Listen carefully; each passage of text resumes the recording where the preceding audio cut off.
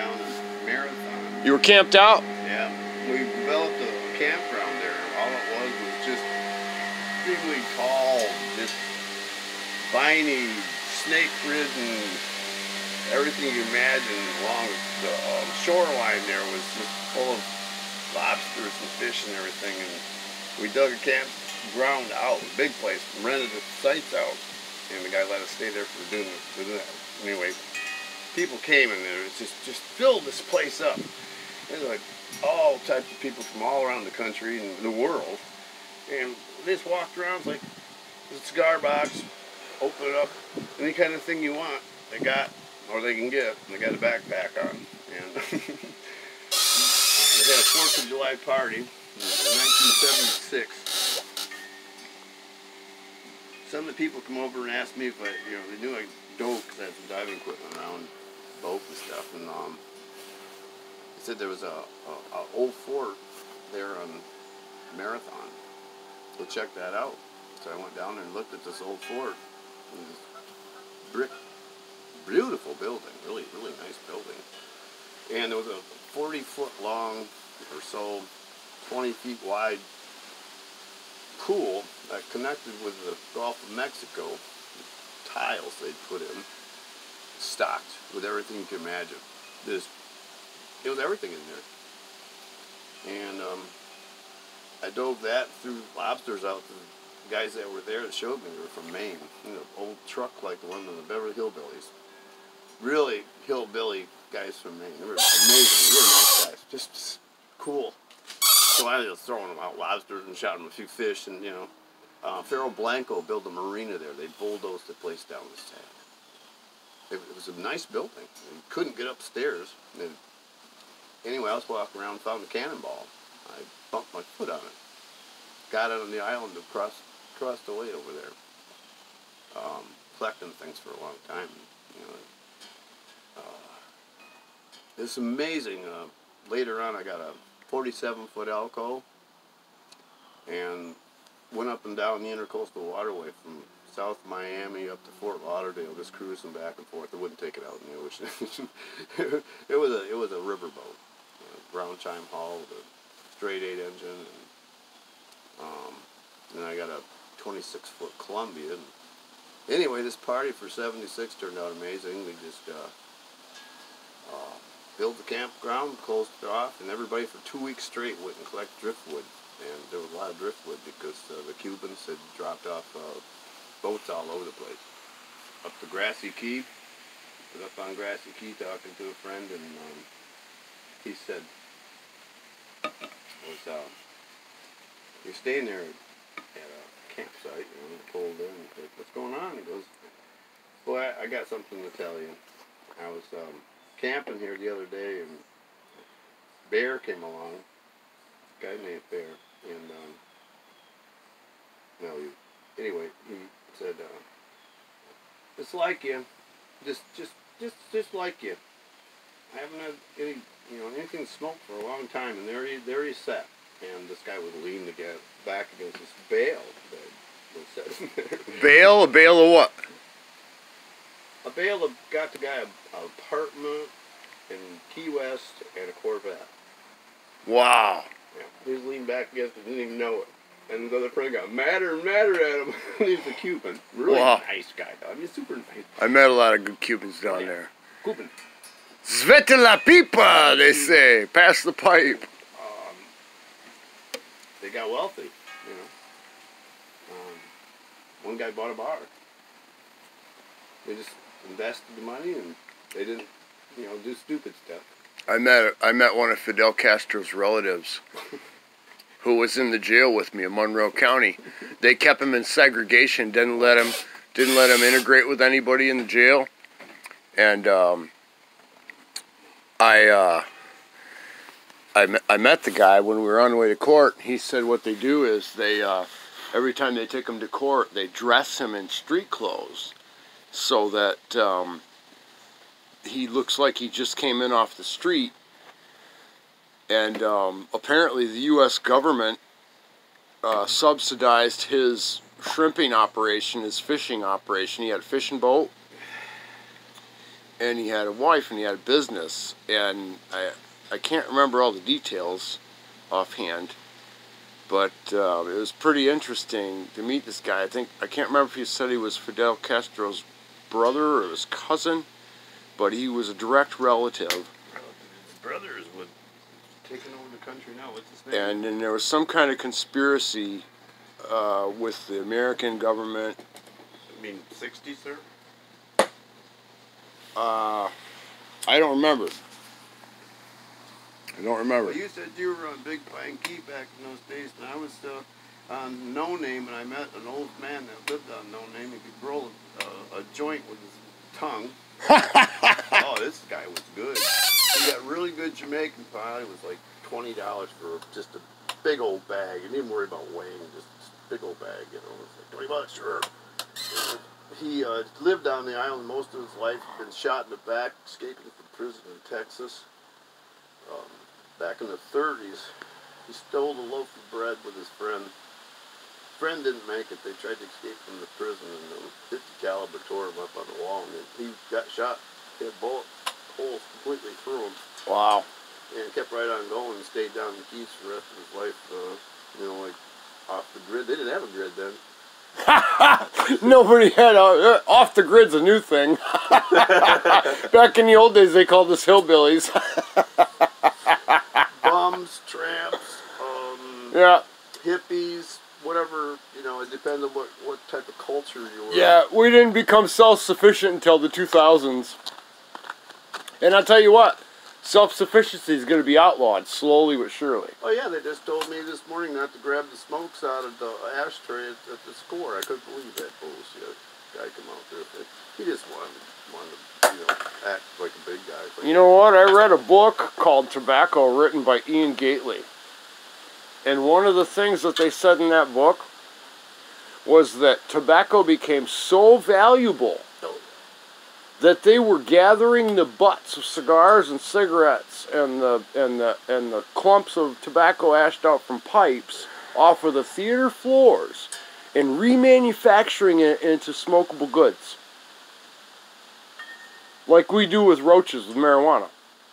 Take the roaches and roll another joint. I do the same thing with tobacco. I picked them up and They were doing that back 200 years ago. It's called snipes. 300, 400 years ago.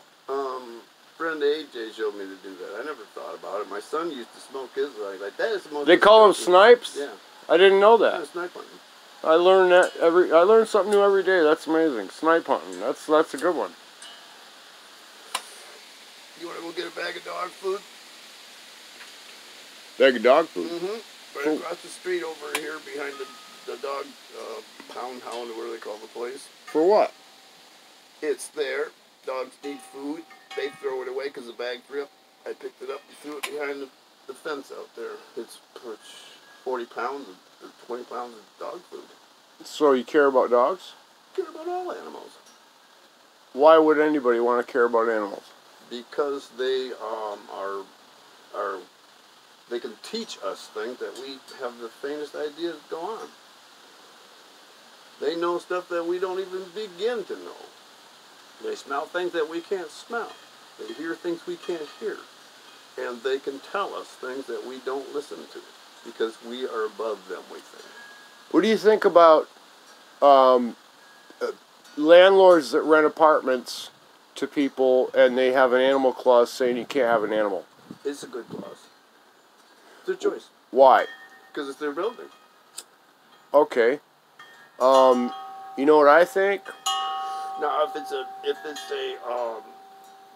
a neighborhood where everybody has animals, then yeah, they should have probably. Do you know what I think? Rent one floor to animals, one floor not to. Make it fair. I think that people who have a pet, well, it's kind of a catch-22, I guess. But I think it's a violation of your personal rights, your rights to what's that? Well, look at it this way. When I was younger, I had really bad allergies, and I could not even walk into a house that had a poodle in there. It put me in a hospital. Would I want to rent an apartment that had that, or a condo or something like that? I could never stay in it. I'd have to stay outside. Would that be fair to me? No. That wouldn't. That's a circumstance. But the thing is people that have pets, people need affection. Oh, I definitely agree with that. And when a simple. person has a pet, it's an it's an object that they can dispel their affections Simple. to. Instead of building condos every place, they either need to have huge Winnebago parks so everybody can go there and live the way they want to, and they reduce the price because people are buying a lot of Winnebagos, whatever type you want. Well, the thing is and then build towers rather than spread out housing, because that saves space rather than just building everywhere. Well, you know, we've got this thing where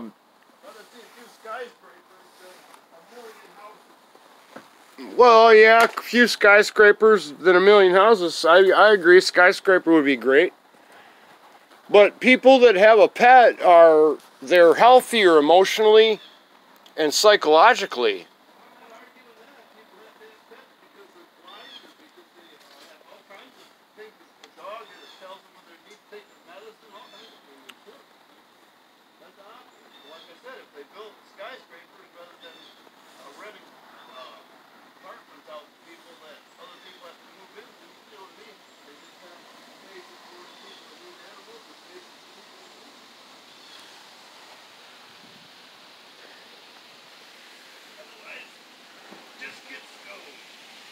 Well, I just feel like, you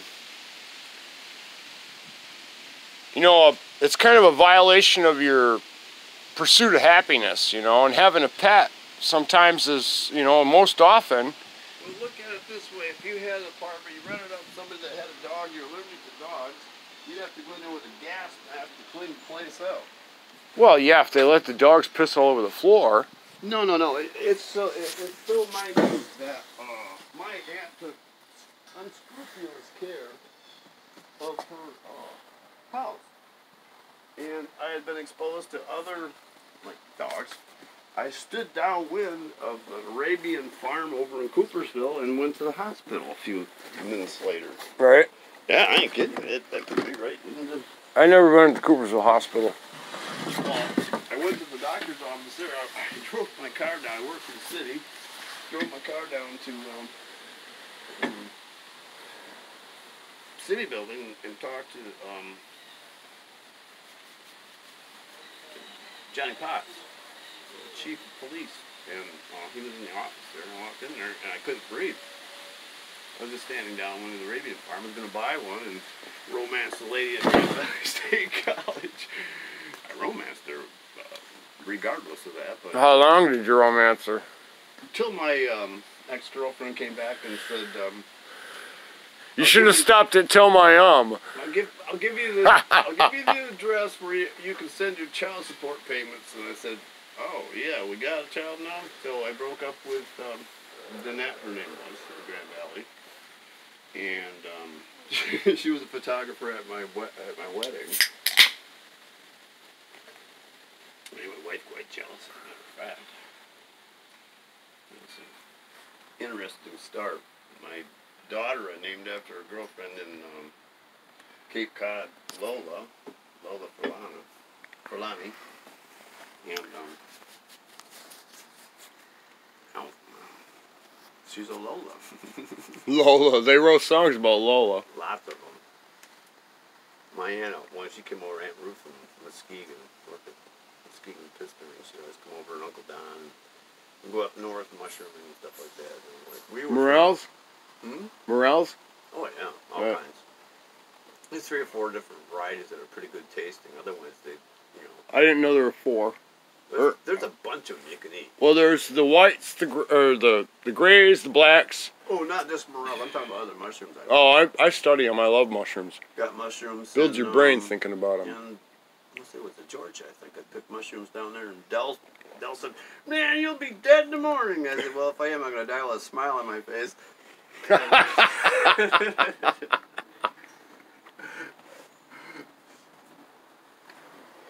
had a broken hip down there when I was at Dell's, and I walked a mile an hour, walked out to see that bridge where the guys lowered little traps down and blue crabs, you know, come in and put a piece of chicken in it, and the blue crabs crawl in. They couldn't crawl out.